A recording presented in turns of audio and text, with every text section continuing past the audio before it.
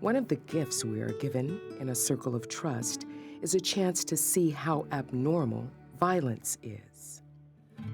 Here, surrounded by ground rules that help us relate to others in life-giving ways, we experience our innate capacity to honor, not violate, the identity and integrity of every human being, including ourselves. As we create a safe space for each other's soul, we discover what it means to live nonviolently, and we develop a vision of how we might live that way in daily life.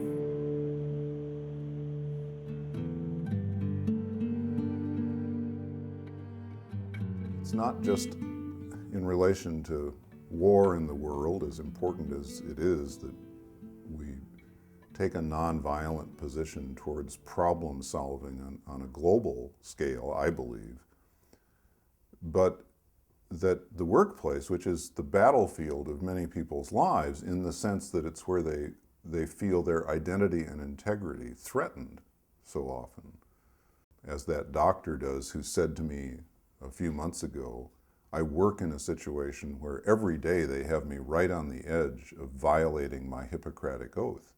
Well, that's violence. That's institutional violence.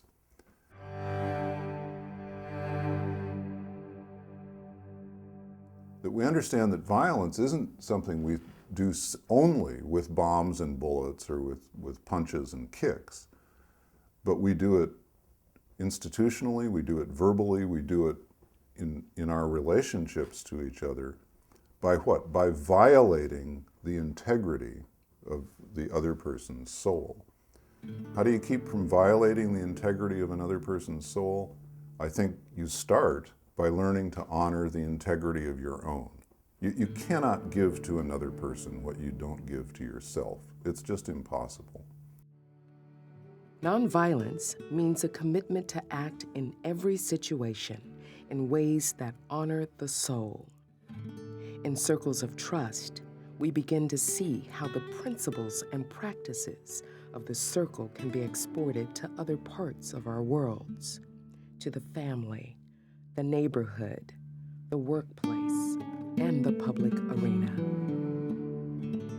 Very concretely, with some of our teachers, for example, they report that having learned in circles of trust a nonviolent way of receiving ideas that they disagree with, where normally they would have run at that idea or at the person holding that idea with their own opinion and created a head-on collision, which is our normal model of how we're supposed to engage in change.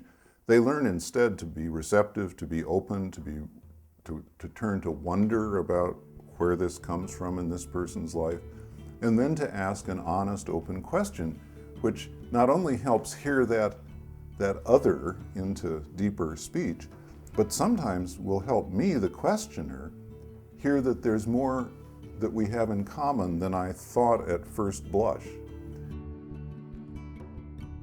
It takes time, it's slow, it doesn't happen overnight, but if you're persistent, some mutual understanding starting to build, which I think represents very concretely nonviolence in the workplace and creates both a more peaceable and a more fruitful outcome for people in working situations when they learn how to honor the soul of the other, which is what I mean by nonviolence.